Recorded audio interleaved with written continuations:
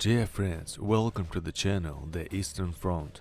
On June 22, 1941, the Nazi Germany violated the Non-Aggression Pact and attacked the Soviet Union.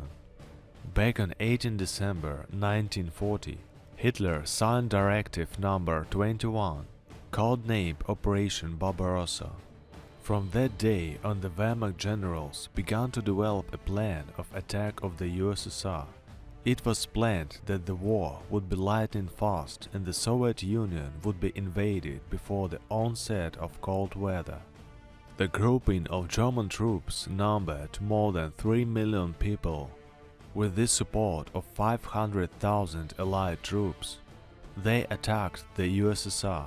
Having broken through the border, the Germans rushed deep into the country, and in just 3 weeks occupied the entire territory of the Baltic states, Barbarossa, a significant part of Ukraine and Moldova, and in September they managed to approach Moscow. However, there was one place along the entire length of the border where the Wehrmacht failed to overcome the defenses of Soviet troops and advance inland until the end of the war. We are talking about the Musta tunturi ridge, the Black Mountain, which is located near Murmansk and separates the mainland from the Sredny and Rybachy peninsulas. The offensive in this direction began 1 week later, on 29 June 1941. The Sredny and Rybachy peninsulas were of strategic importance, because whoever controlled them controlled the Kola Bay, in which the most important seaport of Murmansk was located, the base of the Northern Fleet.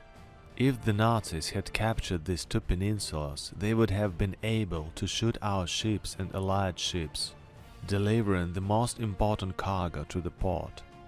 On 29 June at 4:30 a.m., about 2,000 mountain rangers of the Wehrmacht, specially trained for combat operations in the mountainous areas, crossed the border. A section of the border of 5 kilometers were defended by 150 people, and another 36 defended the border post. As a result of the battle, those who survived retreated and took up defense on Musta tunturi. The fighting there was intense, with the use of flame towers, mortars and artillery, and sailors of the Northern Fleet arrived to help Soviet fighters. Over time, this site turned into a fortress, with a deep echelon defense in 4 rows, full-length trenches, headquarters, ammunition depots, bomb shelters and hospitals were arranged. Mortars, guns and flamethrowers were placed in the monolithic granite fortifications. The German troops that planned to go to Murmansk without stopping here failed. The distance between the positions of the Soviet army and the Nazis sometimes didn't exceed 50 meters, and all the support of our units was carried out from the sea.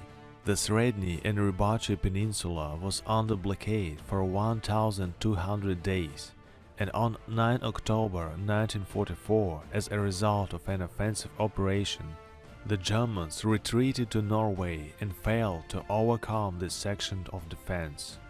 It was on its top, on a stone strip about 100 meters wide and 9 kilometers long, that the Soviet troops held back the Germans for more than 3 years and didn't let them into the Sredny and Rybachy peninsulas.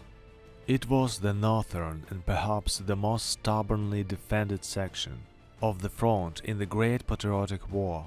Until now, the harsh northern nature carefully preserves, as in an open-air museum, different weapons of that time. Flamethrowers stand in nests, rows of barbed wire through the front line, hundreds of tons of fragments, shells, bombs, shell casings over the ridge, defensive structures, barracks cut into the rocks, systems of passages. After all, for 3 years, 3 long polar winters, the Soviet troops defended themselves in the inhuman conditions, pressed against the northern steep slope of the ridge, while the German troops were in a much more favorable position, occupying gentle spurs.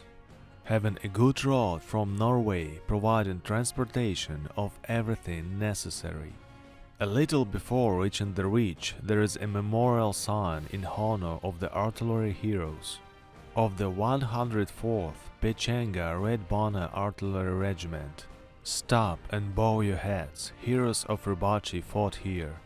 On the slopes of Musta tunturi, during the terrible years of the Great Patriotic War, the soldiers of the Red Army and Navy fought to the death for 1,195 days, defending their homeland. By the way, on my channel there is an interesting video about how Soviet artillerymen fooled the Germans during the fighting in the Arctic. The link will appear in the right corner. Dear friends, that's all for today. It was Tim and the Eastern Front channel. I wish you peace and health. See you.